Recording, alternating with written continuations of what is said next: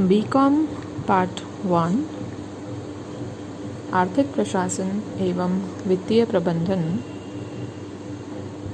Paper number 1 economic environment in India, Bharat में आर्थिक पर्यावरण। पिछले लेक्चर में हमने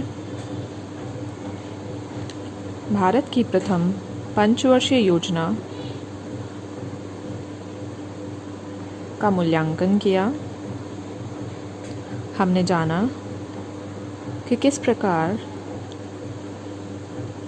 प्रथम पंचवर्षीय योजना में मिले अनुभवों से हम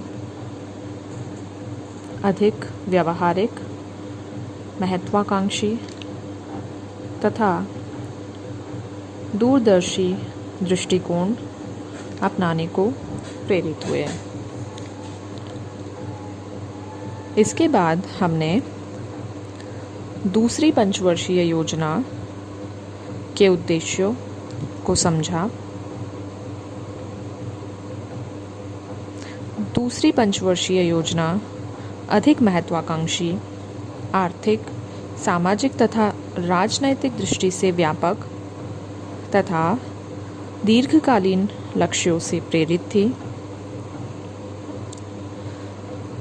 जिसके उद्देश्यों में राष्ट्रीय आय एवं प्रति व्यक्ति आय में वृद्धि,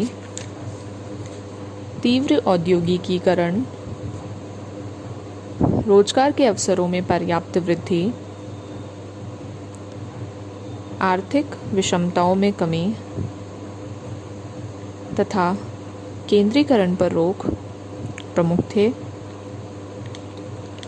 दूसरी योजना का उद्देश्य ग्रामीण भारत का पुनर्निर्माण करना, औद्योगिकीकरण की सुदृढ़ नींव रखना, जनता के शक्तिहीन एवं अधिकारहीन वर्ग को समुन्नति का अवसर प्रदान करना तथा देश के सभी भागों का संतुलित विकास करना रहा।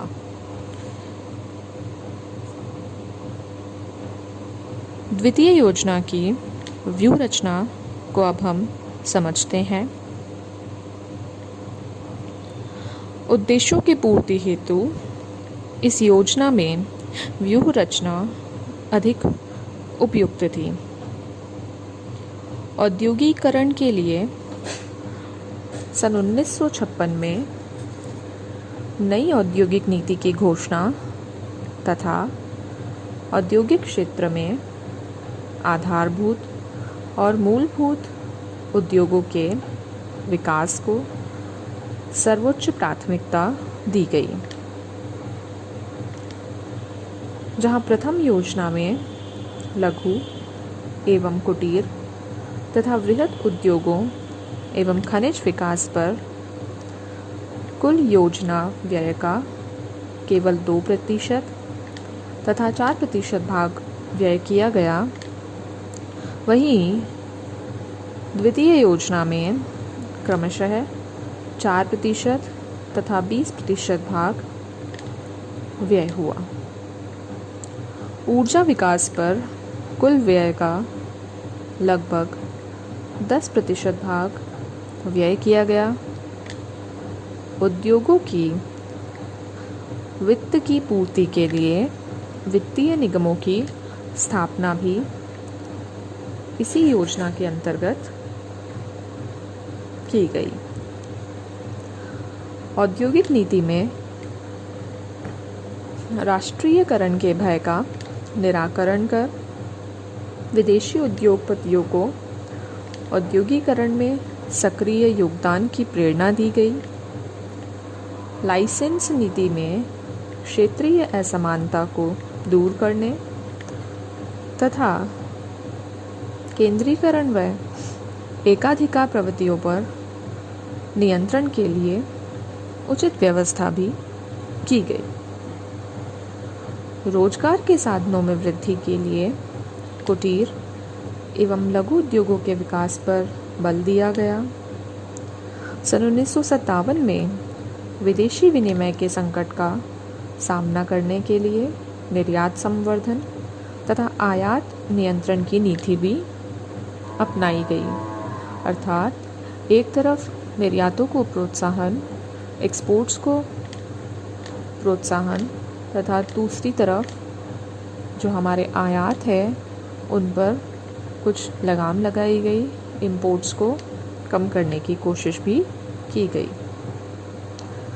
दीर्घकाल में आर्थिक विकास की गति को तेज करने तथा स्वयं स्फूर्त विकास, सेल्फ सस्टेन्ड इकोनॉमिक ग्रोथ और सेल्फ जनरेटिंग इकोनॉमी के लिए उद्योगों में लोहा इस्पात, मशीन निर्माण, बिजली का भारी सामान, भारी रसायन आदि के उत्पादन को सर्वोच्च प्राथमिकता दी गई और इसके विकास का अधिकाधिक दायित्व सार्वजनिक क्षेत्र पर रखा गया। कृषि एवं सिंचाई विकास को प्राथमिकता में तृतीय स्थान मिला। इन पर कुल व्यय का 20% भाग व्यय हुआ, जबकि परिवहन एवं संचार विकास पर कुल व्यय का 28% भाग व्यय हुआ और उनका प्राथमिकता में द्वितीय स्थान रहा। सामाजिक सेवाओं पर इस योजना में प्रथम योजना के मुकाबले व्यय 23% से घटकर 18% ही रहा। इस प्रकार से द्वितीय योजना में सर्वाधिक बल उद्योगों के विकास पर दिया गया। उसके बाद परिवहन एवं संचार विकास पर तथा तत्पश्चात कृषि एवं सिंचाई विकास को स्थान दिया गया। द्वितीय योजना के उद्देश्यों तथा व्यूह रचना का हम मूल्यांकन करते हैं। स्पष्ट है कि देश में विकास की गति तेज करने तथा दीर्घकाल में आत्मनिर्भर अर्थव्यवस्था का मार्ग प्रशस्त करने के लिए औद्योगिक विकास को सर्वोच्च प्राथमिकता तथा आधारभूत एवं मूलभूत उद्योगों के विकास पर विशेष बल की व्यवस्था तर्कसंगत, व्यावहारिक, उपयुक्त एवं औचित्यपूर्ण थी। उद्योगों में सार्वजनिक क्षेत्र के विस्तार में समाजवाद का स्वप्न था, तो आर्थिक विषमताओं की कमी न्यायोचित थी। मुद्रास्फीति पर नियंत्रण तथा रोजगार अवसरों में वृद्धि के लिए लघु एवं कुटीर उद्योगों के विकास का प्रयत्न लाभदायक था। इस योजना के उद्देश्यों में तीनों प्रकारों के यथा आर्थिक, सामाजिक तथा राजनैतिक उद्देश्यों में सामंजस्य की कोशिश की गई थी और व्यूह रचना का वास्तविक निर्धारण इसी से प्रारंभ होता है। योजना में उद्देश्यों की पूर्ति आशानुकूल कही जा सकती है, फिर भी इसकी कुछ विफलताएं भी रही जिन्हें जानना ज़रूरी है। पहली, आर्थिक विषमताओं में वृद्धि। सरकार के प्रयत्नों के बावजूद धन के केंद्रीकरण को बढ़ावा मिला तथा एकाधिकारी प्रवृत्तियां प्रबल हुई। प्रोफेसर नरकसे, प्रोफेसर वकील, प्रोफेसर दासगुप्ता, प्रोफेसर महालनोबिस समिति आदि के अनुसार समाजवादी समाज की स्थापना कोरी कल्पना रही, अर्थात समाजवादी समाज की जो परिकल्पना थी वो साकार होती नहीं दिखाई दी। दूसरा, विविध नीतियों के क्रियान्वयन में समन्वय का अभाव। द्वितीय पंचवर्षीय योजना में योजना निर्माण कार्य तो कुशल रहा, पर क्रियान्वयन पक्ष कमजोर था। जैसा कि अधिकतर योजनाओं के साथ होता है। प्राथमिकता निर्धारण में विभिन्न मंत्रालयों, विकास परिषदों और आयोगों में समायोजन का अभाव रहने से क्रियान्वयन में प्रत्याशित सफलता न मिल सकी। कृषि को कम महत्व देना त्रुटिपूर्ण सिद्ध हुआ। तीसरा, सुदृढ़ मूल्य नीति का अभाव। प्रथम योजना के अनुभवों को भुलाकर द्वितीय योजना में मूलभूत उद्योगों के विकास तथा हीनार्थ प्रबंधन की व्यवस्था से संभावित मूल्य वृद्धि के नियंत्रण के लिए सुदृढ़ तथा सुनिश्चित नीति का अभाव संकट का कारण बना। चौथा, सार्वजनिक तथा निजी क्षेत्र के औद्योगिक उत्पादन में असंतुलन। सार्वजनिक क्षेत्र का तेजी से विस्तार निजी क्षेत्र के लिए कुछ सीमा तक हतोत्साहन का कारण बना।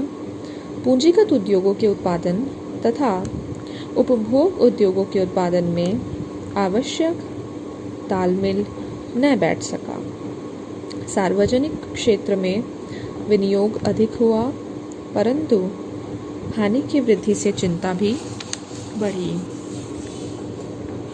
पांचवा, व्यूह रचना कमजोर रही। इस योजना में प्राथमिकताओं का निर्धारण तथा लक्ष्यों का निर्धारण महत्वाकांक्षी सिद्ध हुए। इस योजना में ग्रोथ मॉडल को अपनाया गया और यह ग्रोथ मॉडल भी एक काल्पनिक ही रहा, जहां राष्ट्रीय आय तथा प्रति व्यक्ति आय में क्रमशः 25% तथा 18% वृद्धि का लक्ष्य निर्धारित किया गया था। वहां 5 वर्षों में राष्ट्रीय आय में 20% तथा प्रति व्यक्ति आय में 11% ही वृद्धि हुई। बचत की अगर हम बात करें तो राष्ट्रीय आय के 10% के बजाय 8.5% ही बढ़ी। योजना के क्रियान्वयन में भी आवश्यक समन्वय न होने से प्रगति आशानुकूल नहीं रही। इस प्रकार द्वितीय योजना के उद्देश्य व्यापक, विवेकशील तथा समाजवाद की स्थापना की ओर महत्वपूर्ण कदम थे। व्यूह रचना में उद्योगों को सर्वोच्च प्राथमिकता भावी औद्योगिकरण का मार्ग प्रशस्त करने में आवश्यक थी, जिससे अर्थव्यवस्था के आत्मनिर्भर विकास का सुदृढ़ आधार बन जाए, परंतु लक्ष्यों की पूर्ति न हो पाना दुर्भाग्यपूर्ण था। लक्ष्य आशा के अनुरूप प्राप्त नहीं हो सके। इस प्रकार आज के लेक्चर में हमने जाना कि द्वितीय योजना की व्यूह रचना क्या थी, हमने उनका मूल्यांकन भी किया। हमने जाना कि द्वितीय योजना किस प्रकार से औद्योगिकरण को बढ़ावा देने वाली साबित हुई तथा किस प्रकार से द्वितीय योजना अत्यधिक महत्वाकांक्षी होने के बावजूद अधिक सफल भी नहीं हो सकी।